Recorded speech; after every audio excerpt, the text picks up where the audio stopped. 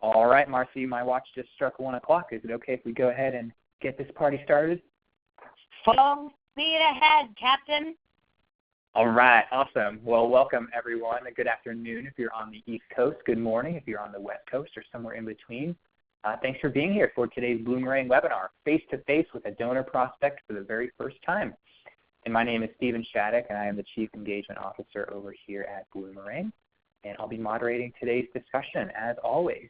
Just a couple of housekeeping items before we get going here. Just want to let you all know that we are recording this presentation. So if you have to leave early or maybe you get pulled away by a coworker or something like that, don't worry. We'd hate to lose you, but if you do have to leave early, we're going to get you that recording. So don't feel too bad about it. And if you stay for the whole thing, we'll also get you the recording if you want to relive that content or share it with a friend. We'll get you that. We'll get you the slides. You'll be in good shape this afternoon for sure. Most importantly, we love these webinars to be interactive. Please send us your questions and comments via the chat box there right on your screen. We're going to try to save a little bit of time at the end for Q&A, so don't be shy. I'll be keeping an eye on those throughout the hour or so. I'll check the Twitter feed as well if you want to send us a tweet there. And if you have any audio issues, audio by the computer sometimes we find is not as good as audio by phone. So rather than giving up on us, try dialing in by phone if you have any trouble. There is a phone number that you can dial that went out in the Ready Talk email about an hour or so ago. So try that if you have any technical difficulties through your computer. And if this is your first Bloomerang webinar, I just want to say an extra special welcome to all of you first-timers. We do these webinars every single Thursday throughout the year. We only miss about a couple Thursdays throughout the year. We do 48 to 50 sessions. We love it. We bring on great guests like today's guest is no exception, of course. But if you don't know about Bloomerang, the software, we are a provider of donor management software. So if you are in the market for that or maybe just curious about our offering, check out our website. You can watch a video demo. It's a nice recorded demonstration of the product. Don't even have to talk to anybody to learn about us if you don't want to. So check that out in an hour. Don't do that now because you all are in for a real treat. We have someone that I feel bad has not been on the webinar series in so long, and I'm remedying that today. We've got Marcy Heim joining us. Marcy, we've been talking about this since July, and I'm so happy that it's finally happening. Thanks for being here. How are you doing? I'm fabulous. Thank you, Stephen. You are. And I've got to confess, somebody chatted in that they were in gloomy, rainy weather. Melissa did, and I'm feeling like I'm being naughty. I'm in sunny Florida, and the sunshine is pouring into my face here, and it's beautiful. Yeah, I think you're in the minority for weather because here in Indy it is gray, and we're going to get a blizzard on Saturday. I think like half the country is. So this is a bright spot in my week for sure, and I think it will be for the rest of you. Before I hand it over to Marcy, I just want to brag on her real quick. If you guys don't know Marcy, got to check her out. If you see her at a conference on a schedule, go to her session, please. She is a great speaker. She is a proven major gift expert. I'll talk a little bit about that in a second. Does a lot of life and leadership coaching as well. Has written books. She's working on a book now. Check out her stuff for sure. She has a certification. She has the Certified Speaking Professional designation, which not a lot of people have. Only about 7% of speakers worldwide hold that credential. She's also at CFRE. She also has her Professional Leadership Coaching certification. So definitely qualified to talk about all the things she's going to talk about today. And has also raised a lot of money. She worked at the University of Wisconsin Foundation for over 23 years managing their major gifts team. And she raised $1.8 billion, billion with a B. Is that right, Marcy? That's not a typo, billion with a B? That's not a million or anything? Billion with a B, and honestly, the campaign going on after that was 3 times that size. So wow. Big numbers, yeah. She's good at what she does. She has made those big asks personally herself. She's trained other people to do the asks. And has gotten a lot of accolades for that. She was the recipient of the Case Crystal Apple Award. She was named Outstanding Fundraiser by AFP. She's an AFP Master Teacher. She does the CFRE certification instruction. So if you're doing that in San Antonio in a couple of months at AFP, she's going to be your instructor. So I could go on and on. I didn't even read everything that she sent me, all the great things she's done, because I want to hear about her advice. So, Marcy, I'm going to hand it over to you to tell us all about that first face-to-face ask. Take it away, my friend. Stephen, thank you. And before I jump into this, though, I just want to give a shout-out to you and all my friends at Bloomerang. I was with Jay at the AFC conference in 2012 when he first launched Bloomerang, and it is an incredible tool, and several of my clients are on it now.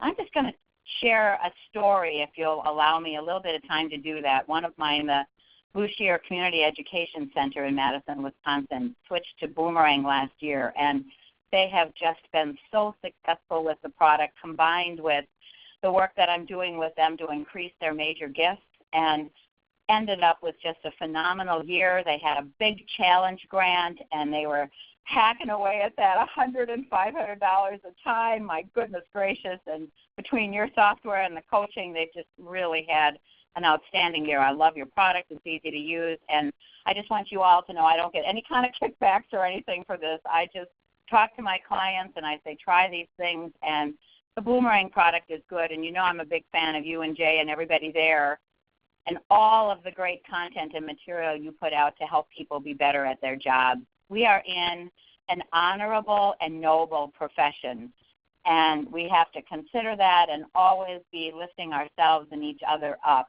And I see several of you that I know so well on the call with me today, so you know what comes next.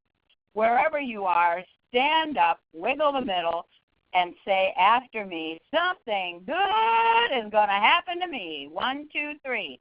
Something good is going to happen to me. And I know you did it. And truly that is. And why is it so important for us to do this? Because it sets an intention. Something good is going to happen out of this next hour that we get to spend together. Something good for you, something good for philanthropy, something good for your missions, something good for each other by being in this space and place together. And it's important that we write these things, that we speak these things, that we really use that incredible mind that we have. So you know me, I'm always going to start out by setting an intention. Stephen already talked all about me, but I do want to share this. I am very excited. This is the year. I am launching my new book, and it's called Invest in Joy, Unleashing a Lifestyle of Generosity. And that's going to happen in Texas in May. You'll be hearing more about it, but I can't wait. It'll be a lot of fun. So, face to face for the first time. I still think making an ask tops everything in the things that get people's palms sweaty and gets them wringing their fists and bringing up fear and that kind of stuff for them.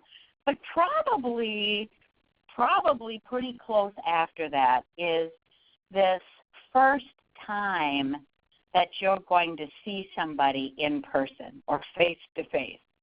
And I purposely use the words face-to-face because that does tell you what this is about. It's live and in person, when a lot of what we've been doing with them has been through letters or phone or email or Facebook or something that while it can still be personal, it's not in person, a very different thing.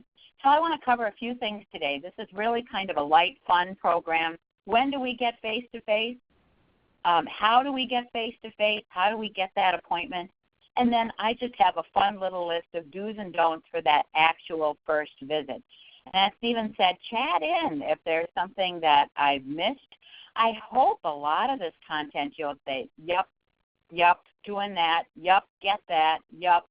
I hope that this is reinforcing some things that you already do wonderfully. I'm all about how we think. I'm all about the mindset we bring with us. One of the things that you have to accept is that each and every day as you do your work, you have to bring yourself with you. Yep. You can't leave you at home and bring someone else. Nope, it's you. And so how you show up, what you bring to each and every day is what's there. And part of how we set up, how we approach life and walk through life is what we're thinking about. I've even taken some words, I'm sure you know them, cultivation, solicitation, stewardship. They're not bad words. But I wouldn't have been in this business so joyfully for more than 30 years kind of thinking about soliciting. I'd rather make an artful ask. And we cultivate a lot of corn in Indiana, Wisconsin, Illinois, soybeans, but I want to create that joyful giver. And yes, I think it's wonderful to provide stewardship, but I want to be that grateful recipient because I think the words we use are so important. So this is my cycle of successful relationships. And I know you've all heard it's all about relationships. It's all about relationships.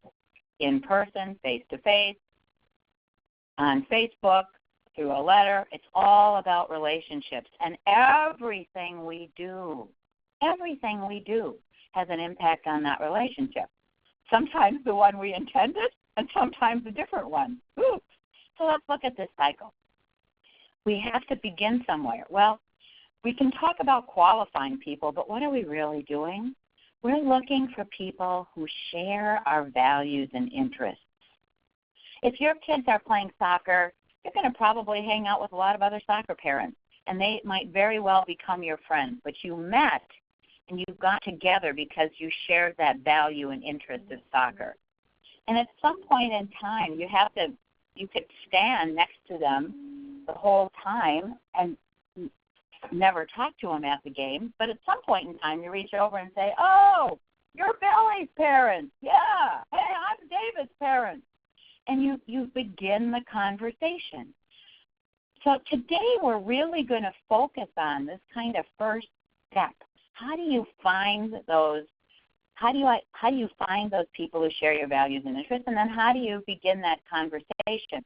That moves you into creating that joyful giver. All the things we do to help those around us see if our organization and mission is a good fit for them. Did you hear what I just said? I didn't say that's when we get to tell people what we do. No, I said when we do things that let them see if we're a good fit for them. It's all about your prospective giver. We engage them when we feel we have a strong sense of where their values and interests lie. We speak that artful ask.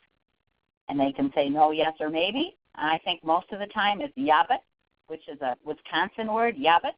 It's actually yes, but, which is maybe. We go back to creating that joyful giver. But oftentimes they will say yes when we ask something clearly. Then we get to say thank you. If we show creativity in that, oftentimes they raise their hands and say, I am having such a wonderful time being part of your organization. What else is going on here? And we go around again. So that's the cycle. But today we're focusing on beginning that conversation and having that first visit. All right, so let's get into it. When is it time for a face-to-face? Well, I think you know most of these cues. You look at the people who are in your annual fund. They're high-end. They're giving major gifts for your organization, whatever major is for you. Might be 1,000, might be 500, might be 10,000. But those high-end annual fund givers who so far you've not really sat down and explored what else might be possible for them. Or you might want to be upgrading a specific group of givers. I had a Jewish client once, and we were looking at all of their $3,000 and $4,000 donors, and we said, what if we just focused with them and really had conversations with them this year and encouraged all of them to go to $5,000? A small increase in some ways, but it was probably, my mind says it was 73 people. No, I remember that number. But if they all upgraded, that would be significant in making a difference for the organization. So it might be a specific group of givers, or perhaps it's everyone who gave to a certain project, everyone who helped get the new MRI machine in the local, in the clinic. And you're going to work with them now to talk to them about investing in more equipment needs in general because they've indicated that's important to them. Or perhaps it's your consistent annual fund, smaller givers. And I know you've heard this, but I am always amazed at those folks who are giving you $20, $50 a year, year after year after year after year, and we just don't find them. We just don't see them. And sometimes those are in your monthly givers too. We just don't see that consistency, and we really don't take the time to talk to them because they don't go to those quote-unquote triggers we have for when they're a high-end giver. But those consistent donors are so important to have a conversation with. Then there's a group that I call your new surprise givers. So suddenly a big gift comes in, you look, you don't even have them in the database. Where did they come from and why are they giving to you? Well, goodness gracious, of course you want to hop out there and say hey to them in person. Prospective estate givers. Now, today's talk is not about how to identify them, but I think that some of those consistent annual fund smaller givers fall into this category, so they're kind of in two spots, but also people who are a certain age you might pull and have some visits set up strictly to talk about possibilities for establishing a legacy. They might be brand new people. So they're folks that have given you some dollars and you want to see if this was just kind of a one-time thing or if something happened that brought them into your circle. You know, as we go through life, we can sometimes put our donors into boxes, and we'll say, oh, I know what their interests are. They're interested in this and this and this. Well, yeah, maybe in the year 2019 that's true, but if some things happen in their life, they have their first grandchild, they have a loss of a loved one to some kind of disease that might become important to them. They have a celebration. Someone graduates and suddenly they're empty nesters and they're looking at different ways to be involved. But as life happens with us, as we go through all of the wonderful things we experience in our lives, our interests change.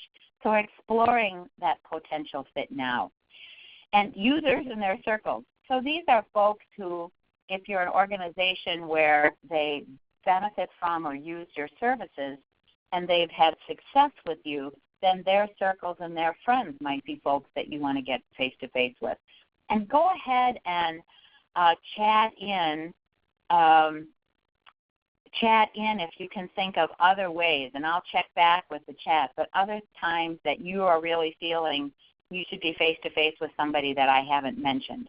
And I'm going to move on to, as I talk about this, jump in if there are other times you think, Marcy, this is when I really feel like I need to get face-to-face, and I can add it to my list. So how do we do it? You directly communicate with them and ask to visit. So here is something I find really interesting, and I've got her permission to share this story. Nancy is one of my VIP clients, and she was phoning for visits. And she said to me, Marcy, I just don't understand.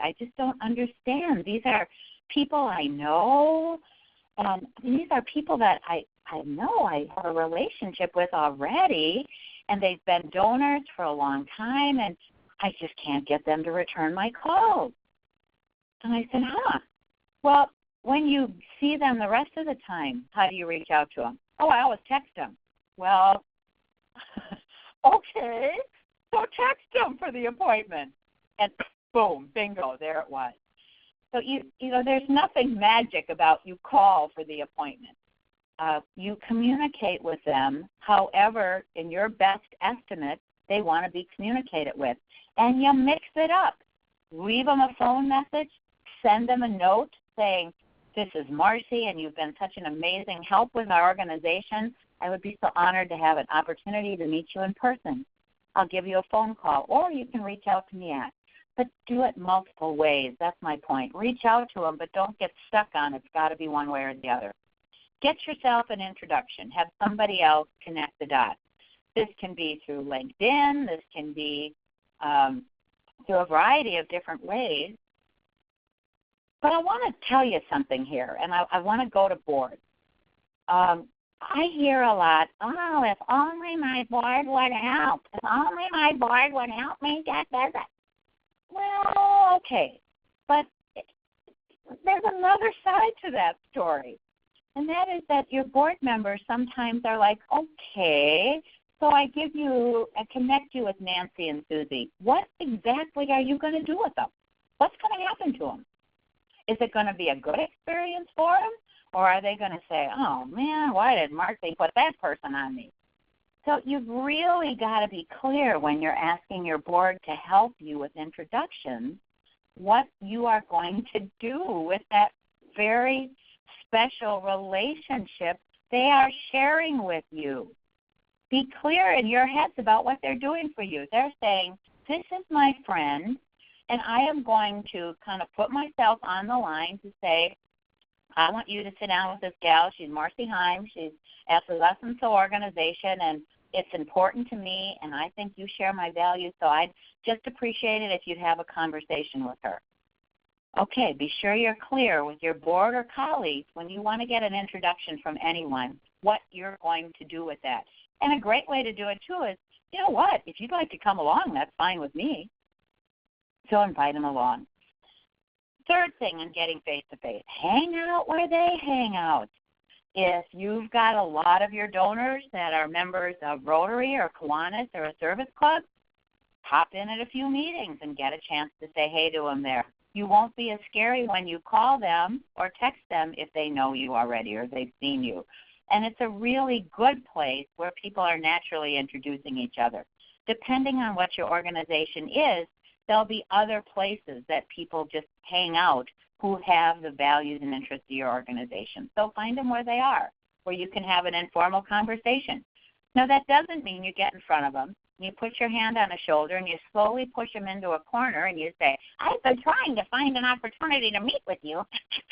No, it means that you very gently say to them, I suspect that there are things that we do that you might really get excited about. I'd love to explore that more. Would you be willing to sit down with me for a little bit? And then the last one, understand that groups are safer. Now, it's more work, and my clients complain about it, and that's okay. But if you say, if I can get a couple, 3 people together, so this isn't about me just talking to you. If it's the first time you're going to be in person, I'm bringing a group of folks together so we can talk about how best to share a new service that we're offering. Or I'm bringing some folks together to look at what might be the best centerpiece at our next event. I don't care. But you've got some kind of little topic and you bring a couple, 3 people together. It's safer for them. Okay, so that's kind of on that how. And while I'm at that, I'm often asked, Marcy, when do you give up? Well, I have this thing I call patient persistence. And by that I mean you're patient. You have to understand that they don't say, oh, my goodness, Marcy Heim called me, and maybe I could have a visit with her. Well, I'd love that. But, you may not be the call they've been just hanging on to waiting for to have. So that's part of what you get to inspire, right? So you've got to be persistent about it, but you also have to be patient. And there's no magic time. And I don't like to ever really leave go of someone that I think has a reason to be with us. But I do try to put systems in place so I can put them off for a while and, and kind of revisit them again in whatever time seems to make sense for them, 6 months, a year, whatever. And here, this is one place where I think what goes on in our heads can help us or really mess with us. So when I was 17, I got a hold of a book called The Strangest Secret. Actually, it was a cassette. Remember cassettes? Anybody out there? Cassette. It was a cassette. And actually, the cassette was of a 78 record that was the first spoken recording to sell 1 million copies in the year 1957.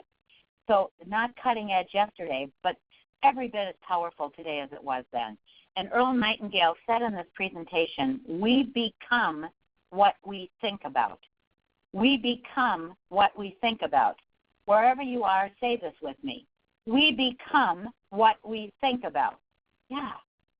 Now, if it were easy to do, we would all be thin, rich, and successful. Happy, totally. It's very hard. It's very hard to manage that chatter going on in your head, but it's vitally important. And it's really important in this phase of what we're doing, is getting this first appointment and what happens here. Because we always decide what we put in our marvelous brain. You know, we were talking about cultivation. Well, here's one place where, think about that brain of yours as this beautiful, fertile soil, and you get to decide what to plant in it. The field doesn't say to the farmer, I want to be corn this year. I want to be corn. Frankly, the field doesn't care. The farmer can put whatever he wants in it.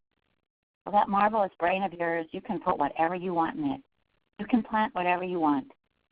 Fear, worry, doubt, overwhelm, anxiety, hatred, jealousy, or a lot of different things. Patience, love, kindness, empathy, excitement,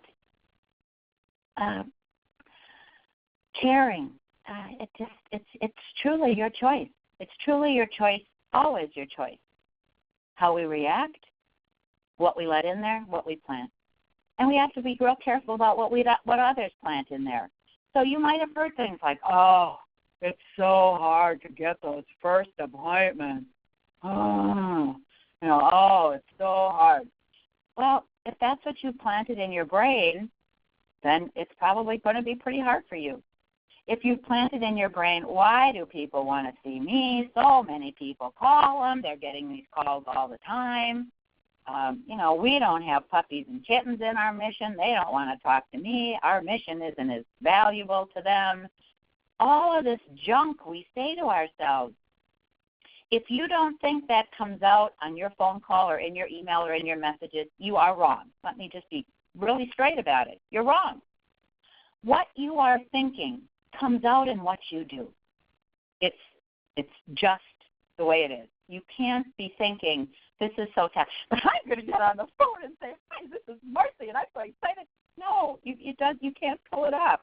Now, you might be effervescent on the phone. I'm not saying you can't be energetic and positive and up on the phone, or you be who you are. But I'm saying that what you're thinking as you're doing it shines through. It comes through. The person on the other end, your prospective giver, feels it. So I don't have music, but I'm going to sing anyway. This is something I'd like you to sing before you start making these calls. And those of you that know it, sing along. People love to give me money to make a difference. Bum, bum, bum. People love to give me money. I'm the link to their investment. Yay! People love to give you money because you help them make a difference. It's never about the dollars. It's always about what the money does, right? So plant that song in your head as you get on the phone or send an email and say some of these things. What do you say? I'd like to get to know you better. Isn't that true? You'd like to get to know him better. We'd love to hear your thoughts about. Help me understand what first brought you to our organization. Help me understand how your experience with our organization went. Help me understand. I love that phrase. It's one of my favorites. How did you come to supporting us? I'd like to thank you for your recent gift and let you know just what we will do with it. So all of these things are about them.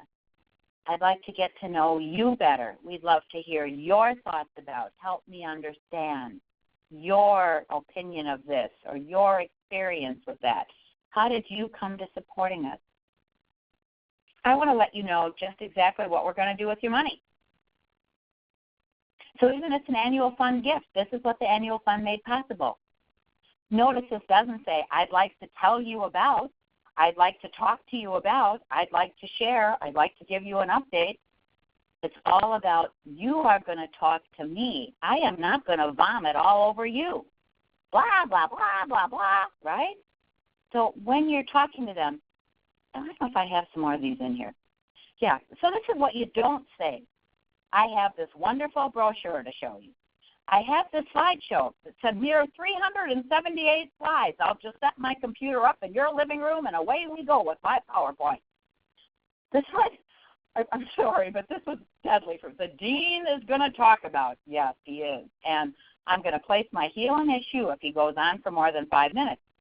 I'll tell you about this or this. I want to bring you up to speed on all of these things. Say, I am going to talk at you. I am going to talk at you. And that doesn't work. It's not fun. I want to talk. The person you're calling wants to talk. Our favorite thing to talk about is ourselves. So your conversation with them have to really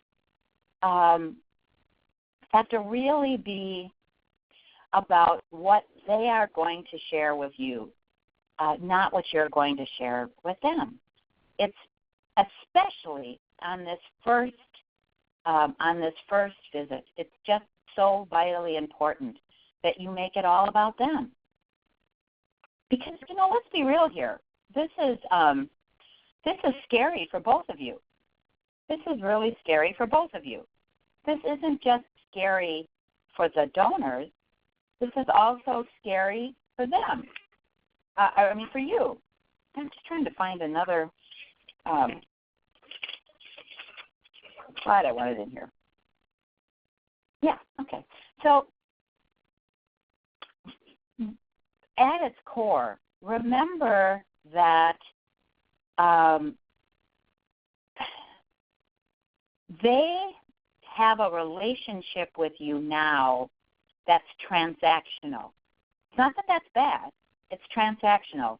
You mail them a wonderful letter. That letter tells a great story. That letter invites them to invest, and they send you a check or they make a gift online.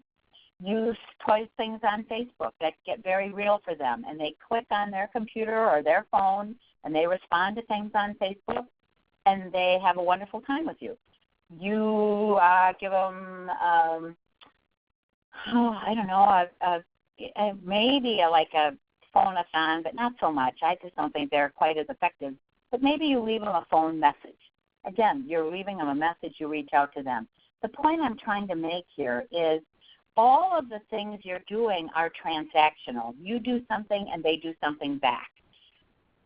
The second you shift to face-to-face, it becomes personal. You're stepping into their personal space. For many people, this is a monstrous deal. It's a huge deal. So that's part of why these calls have to be set up in such a way that this is all about how you are going to help talk to me. I am not going to come and do something with you. And it's just so important to be yourself, to be authentic, to not try to camouflage why you're coming. I used to say, I'm from the college instead of saying the foundation because I thought it would help me get in the door. Finally, I let that go, and I stand from the foundation. I raise money for the college. That's what I do. And if somebody said on the phone to me, so this is about money. Well, not really. This is about us having a chance to get to know each other better. To be clear, I'm not going to ask you for money on this visit. Not at all. I don't know you well enough yet to know if this is a fit for you or what is a fit for you. Okay? But just keep in mind that this is scary for them too, just like it's scary for you. So we've got that visit now, and let me talk now quickly about some do's. Where's my time? Some do's and don'ts for success on the visit. Oh, here we go. So do. Do what I was just saying. Understand it's scary for them too. That transactions, a lot of times when they'll say to you something like, just send me a letter. Or, why do you want to see me? Why do you want to see me? Have any of you ever heard that? Why do you want to see me? Just why do you want to see me? And that's when we need to be sure that we have that sentence we can count on. I'm looking for your advice on this. I want to get to know you better. But those things that are truly, where you've got to come from in your mind and in your heart is, I want to get to know you better from an authentic place, not, you've been giving us some money here, and if I can get face-to-face with you, maybe I can up the ante. You know, if that's going on in your head, it's going to come out in your words and your voice and everything you do. And they want to know, too, are they going to be put on the spot? So it's fine to want to have this a conversation where you learn more, but make sure it's not. So tell me, what exactly do you know about our organization? Do you know how many people we serve? Do you know? You're not going to quiz them on your organization. They're not going to be put on the spot. So your questions have to be general, like, what do you think about, how do you feel our program's viewed in the community, or something like that? We'll get more into that. Build sincere rapport. I've been alluding to that the whole thing. But do you notice the word I capitalize here? Sincere. Right? You can smell a fake a mile away. For the folks on this call who know me, you know Marcy is Marcy all the time. And for those of you who don't, trust me, I'm Marcy all the time. You want to create a joyful giver versus seeking an ATM machine, right? We're not out there to say, how can I get more money out of them? No, we're there to create a joyful giver. And what do I mean by that? I mean, where's my timer? Okay. I mean that I want, think about this. I'll make this quick here, but think about a gift you gave someone once, and you knew they were going to open it and just say, wow, that is just the most perfect thing. I've wanted one of these. This is great. And then think about a time maybe you were invited to something and maybe a wedding, and you hardly knew the people, and you were like, oh, my goodness, now I got to come up with a wedding gift? Really? I don't know. Let's send a check. I don't know. What should it be? What do we have to put in here? Well, there's not a lot of joy in that gift, because you want to be sure that their gift to you creates joy for them. And it's really important in this first visit to seek shared values and interests. And you can even start this on the phone call. Seek those shared values and interests. That's what it's about. They can have all the money in the flippin' universe, but if they don't resonate with what you do, or if they don't have values that at least let you know you've got a place to step off of to perhaps open their minds to being interested in what you do, you're wasting your time if they've just got money. You need those shared values and interests. And this I learned coming up next. This I learned from Tony Robbins. I coached with him, and I loved him. And when I am with people for the first time, in fact, all the time, I specifically mirror a gesture. If they cross their arms, I cross my arms. If they don't move their hands around, I tend to speak a lot with my hands. I don't do it. I use their words back to them. I watch my pace. If I'm a fast talker, and if I'm with somebody who's talking very, very slowly, I can talk very, very slowly. And if I've got somebody who talks to me in a loud volume, by golly, I can talk right back just as loud. Or if somebody is very quiet. And now, someone said to me once, Marcy, isn't that kind of manipulative? And I would say, no. This is what it is. I don't want anything in my personality or anything about me to get in the way of the relationship I'm trying to build. I want them to be comfortable. And this last one I shouldn't have to put on here, but it's so important. Be kind, be fun, be polite.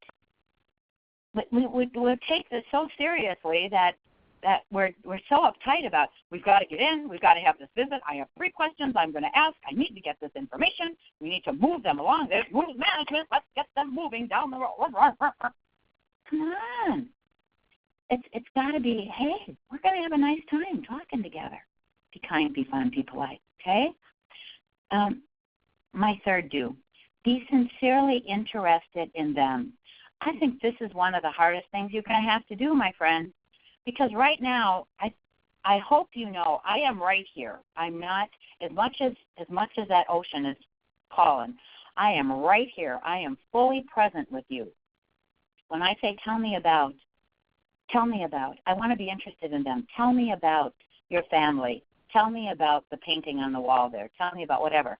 But I am there. If you're too worried about what you're going to say next, you're not there. You're not there. You're in your head. Push down, all of that stuff. I call it all-in listening. You're all there. You're listening 100%. You're not thinking, oh, my gosh, this one's running over a little bit. If that traffic is on, I'm never going to get to my next appointment on time. Or you're not thinking, all right, what's the next question I wanted to ask yet? You're all in listening. And I quote Stephen Covey, who I love, listen with the intent to understand, not the intent to reply. Is a fine answer. It doesn't have to be, I've done this, and then, oh, yeah, I have too. Blah, blah. Not about you, about them. Always about them. Okay? So connecting, coming around that cycle. When you're in there for the first time, I always go with the weather because to me the weather doesn't get me in trouble. Oh, it's raining. And then I quickly shift to the purpose. I appreciate you meeting with me today. It's a pleasure to get to know you better. Some questions I like on first visits, may I ask, have you first heard of the work we're doing? Do you believe the gifts you make to us make a difference? Oh, that's a huge question for me. Well, I don't know. I kind of make one, and I think you're doing. Do you believe the gifts you make to us make a difference? Where am I for time? Okay. How do you feel we're viewed or known in the community? Oh, that's huge. That's a huge question. And I like to ask permission. If I'm going to talk to them about something we're doing, we're beginning a new program. May I briefly share some details? And then, my friends, you need to be ready to briefly share some details. You've got 2 sentences and shut up. Okay? Encourage them to talk. You're one of our longtime volunteers, friends, annual fund donors, whatever. What drew you to our organization? Would you like to talk about how you wish to support our work? That's a wonderful question. It doesn't say, do you want to make a gift today? It says, do you want to talk about how you wish to support our work? It's a good question. How do you feel about our mission? Please say more about that. This one's huge for me. I talked about values. We feel folks who get involved with us value compassion, service, and faith. Do you agree? And are these values important to you? What was your favorite gift to a cause? Any cause. I think that's a wonderful question to ask because it says to me, whatever they talk about, I'm gonna kind of explore that with them to really figure out where that magic came. Was it in how they were thanked? Was it in how they were followed up with? Was it the fact that they did an on-site kind of thing? Was it they actually went and volunteered and did an action? Was it that somebody didn't bother them and just sent them an email because that's what they asked for and they left them alone? What was your favorite gift to a cause and why? Of all the things we discussed today, what's been the most meaningful? At the end of it, kind of wrap up. What advice do you have for me as a board member? What advice do you have for me as a fundraiser? What advice do you have for me? And be ready to hear. And when they give you the advice, be quiet. Not, well, but, I do this. And don't get defensive. Don't answer it at all. Listen to the advice. Say nothing. Thank you. I appreciate your advice. Thank you. I appreciate your advice. That's all you say. Okay? More do's. The last one, I think this is really huge. And a lot of times I assume we do this, but really find out how they want to be communicated with. Discover their personal preferences. Email, phone, text. Do they have a gatekeeper? People say to me, how do I get around the gatekeeper? Don't. I love gatekeepers. His name was Dick Hines, and wonderful man. On the last day I was with the university, if you can believe this, he faxed in a $1.5 million gift in my honor, unrestricted, to my college in honor of my work there. It wasn't his first gift by any means, but it was a really big deal. Well, his gatekeeper was Shirley. Shirley was a dear, dear friend of mine. At his funeral, Shirley and I sat there, and we were very close. So I wasn't trying to get around his gatekeeper. I was working with her. I respected the fact that he had put her in her place to help him do what he needed to do. Okay? Updates on impact. How do they want to be updated? What's the best way for us to stay in touch? This one makes me crazy because I want to go out and see them. I'm a face-to-face kind of girl. I want to be in person. I'm loving this today, but I was telling Stephen ahead of time, I wish I could take everybody on this call and have them in a room with me where I could see their faces and talk to them and know, and have them raise their hand or jump up and down or give me some feedback right here. I would love to be able to be face-to-face with all my donors about what's happening with their support. But some of them say, I don't want to see you, Marcy. Nope. Send me a quarterly report. That's all I want. Send me a report in November. That's when the family gets together and looks at these things. Rest of the time, Okay. What are their limitations? Do they drive at night or not? Do they have hearing things? I had a wonderful, wonderful board member. Oh, God love him. Would he get a hearing aid? No. So all of our meetings, I knew he was never getting 90% of it. So I made sure that we did things that gave him more in writing as things went along. Or if I really wanted him to hear something, I would say, so Bob, did you hear now that Cindy just, and I would make sure he heard it. What are their limitations in terms of how they go through their lives? Attending events. What do they enjoy? What don't they enjoy? Don't they want to go at all? Is it a big deal to them because perhaps they've lost their spouse and it's a real social thing for them? Do they have split residences? Do they spend a chunk of the year someplace without snow or something else? Where is that? How does that work for them? Is there a time of day that's better or worse for them? Are they night owls or are they up at 5 in the morning and wondering why you're calling them at 9 at night? You need to know those things. Those are just kind of general things. Another do is dream with them. How do they want to be known or remembered in the community? I love that on my first visit. How do you want to be remembered when you're not here anymore? What do you want people to say about you? Help them see how their giving supports their core values. Connect that dot for them. And understand that big donors, we're talking major gifts here. So we're looking into getting face-to-face so we can groom these major gifts. They want big ideas. They don't want, well, we're trying to be sure we have enough money to balance the budget this year. Oh, that's a big vision. And not that balancing the budget isn't important. But, they want big ideas. I get the opportunity to speak at so many Association of Fundraising Professional Philanthropy Days in November, and I was born on Philanthropy Day.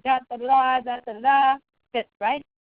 And so often I listen to the people we're honoring in these National Philanthropy Days, and they all say, bring me a big idea and I'll help. Bring me a big idea and I'll help.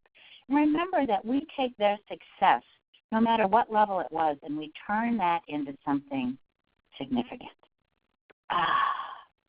What a gift, okay? The last one, and this one, boy, the people on the call who are my clients and I coach know that I get kind of feisty about this one. Don't you ever come to me and say, oh, Marcy, I had a good first visit, but then I got busy and, well, it's been about 2 months and now I don't really know what to do again. It kind of feels like I've got to do that first visit all over again. Yeah, that's not my problem. Take care of business, people. Come on now. Firmly set up the next step. You take responsibility. For that. There should only ever be one first face-to-face meeting. Only one. Come on now. Only one. I love you all, but only one. Okay, because at that meeting, you're going to set up what happens next. And you've got all of the opportunity to make that just what you want. So say in the conversation you heard that, there's somebody that's going to be a good, solid annual fund donor, but right now in their life they got a couple kids in college and they've got some parents in senior living and it's just not the time for them to really be looking at a lot bigger gift right now. Probably not going to happen right now. You can say to them, well, I have so enjoyed today. Let's be sure to get together again in about, this is January now, so I'll make it real for today. Let's get together again sometime in summer. So I've just put them off for 6 months, right? And that's perfectly fine. Let's get together again in 6 months. Now, I've got 2 little words down here. These words are power. And they can do all kinds of good stuff for you, or they can really mess with you. I promise. So if you say to them, I promise to give you a call in summer, and we'll get together again then. If that's what you feel is a good time for the next step, I promise. But then you better have your act together in Bloomerang's database or wherever so that you're giving yourself that next contact date reminder and you're calling. But just think of how easy this call is. You say to them, hey, this is Marcy. You know, we got together back in January. And remember I promised to get in touch with you in summer so we could, you know, get together again? Oh, yeah. Oh, you kept your promise. Oh, yeah, let's get together. Right, it's great. But you break a promise, and I'm not, my visual isn't so hot here, but a promise means everything. But once it's broken, sorry means nothing. So use that I promise stingily. Stingily? Is that a word? Stingily. Use that promise. I promise stingily, but it's so powerful. Or you might say, I promise we'll get together again next week because today there are several things you've talked about that we need to continue the conversation on. All right, so don't for success face-to-face. And you can tell me, I really struggled over this. Is it D-O-N like apostrophe T, apostrophe S, or don't like just S? I don't know. Don't. Hello, wallet. How do you do? I want money. I don't have to say much about this. You think you can cover up an intention that's just about the money, and you can't. No matter how good you think you are at trying to disguise it, you will be obvious. You are there because you want money, and that's all you want. And everything you're saying and doing is about the money, and you don't authentically care about the person at all. Enough said. Number 2, don't interrogate them. Now, there are certainly, we want to get to know them better, and one great way is to say some of the things I gave you. You'll notice a lot of those weren't questions directly. So don't take probing questions. I literally, a wonderful gal, her name was Mary Jo, but we had to let her go because she would literally come in like with her clipboard, you know, and it would be, hi, any kids? Kids? Any stock? Appreciate it? Are they appreciating stock? And she would lean closer and closer to them, and they would back up and just look horrified. Now, she went into real estate, and she was wildly successful in real estate, but she was not a fundraiser. No probing questions. Now, note-taking, if somebody says something to me like, I'd like a copy of that, I will use that as an opportunity to bring out a little notebook, a small little thing, and just say, oh, I want to write that down so that I don't forget to send it out to you. And I'll make a little note. Well, then once I have it out, I'll use that, and I might write another few things down. But I try to be real discreet about that. And the other thing is, goodness gracious, don't interrupt them. You know, my son RJ can talk on, I swear it's 15 minutes, but I'm sure it's not, about a golf shot. Oh, Mom, you know, I looked at that green, and today it just looked like this was going to be my lucky green. And I like golf and all that, but he can be, don't interrupt him. Don't say, hey, RJ, can I have like the short version of this golf shot? It's clearly exciting for them. Listen, and don't be worrying about what you're going to say next or what question you're next. Or if all you get done on this first visit is listening to their golf shot, that was okay. That's okay. Don't judge them. And I feel real strongly about this. We all have phrases, beliefs, and traditions. You know, we've all come from different places. We've all had different life experiences. We all are today a collection of the beliefs, the perceptions, the experiences that we've had. And they're very different than someone else's. And we can't create perceptions out of nothing, out of not having any experiences. So sometimes we will say and do things that others might find offensive or hurtful. You know, I'm just asking you, let it go. Try to take a big breath and just let it go. Try to be the one that helps them understand that maybe something they said could have been hurtful, but try not to judge. I swear there are people in Madison, Wisconsin who get up and say, how can I be offended today? And they look for it. And you know what you look for, you're going to find. And what you focus on, you're going to grow. So if you want to spend your life offended, there are lots of things out there that will come into play for you. I remember a couple things. A lot of times would get, when I first started, I was 22. I was the youngest fundraiser they ever hired. I'd go out to these people and they'd say, I thought you'd be older. You know, I had sometimes, I was in life sciences. I'm a biochemist by training, and someone would say, oh, I thought you'd be a man. Well, you talked to me on the phone. I was a woman then. Or I somehow they would just think I'd be different. It's okay. Yeah, this is it. This is me. Just don't judge them. Just take them for who they are and like them for who they are. And be the kindness in their day. It's your choice, okay? Don't talk too much. Enough said. I'm a good listener. Yeah. Practice it. Do it. All right. So, in a nutshell, and Stephen, I'm trying to leave a little time for questions here. Embrace your first face-to-face visit with a new prospective major giver as your chance, your opportunity, your gift to deeply listen, hear with kindness, dream big together, and launch a lifetime of engagement and giving to your mission. So with that, I say thank you for your attention and time, and we've got a few minutes for questions. I would love to be able to answer some of those for you now. Yes, thank you, Marcy. First, we owe you some thanks for sharing all this knowledge with us over the last hour or so for free. Thank you so much for being here. This was really awesome. And I hope you don't mind me saying, but I know you're not feeling 100%, so extra thank you for making this happen. I would have felt bad. Yeah, we've got some questions here.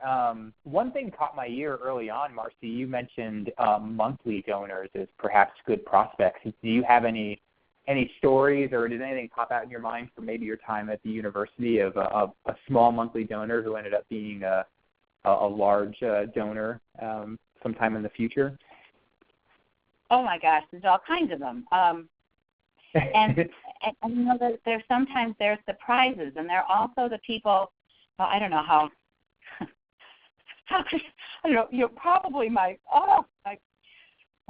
lovely man. But I visited his house, and he gave me the chair of honor. Well, the chair of honor was where he sat most of the time, and it smelled like that was where he sat the most. And I just was like, oh my goodness. And he talked to me about, his vision for what we were doing. This was a donor who had a passion for environmental things that the college was doing. And we visited about it, and he had been giving us small gifts. I was in the area. I thought I would stop in and say hello to him, an older gentleman. So it was sort of a courtesy call. I'd never met him.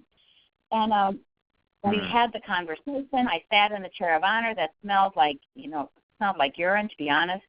And at the end of the call, he reached out, he patted me on the knee, and he said, Marcy, honey, he said, I think it's so nice that you stopped in to see me today. And I know my little gifts now don't mean a lot, but I do have $2 million in my estate for you when I pass. And wow. I went, oh, and we had no clue. We had no clue. No clue whatsoever. Wow. Yeah. I love the little guys. They sometimes slip through the cracks, but they're the best. Yeah, and I think there are always miracles out there.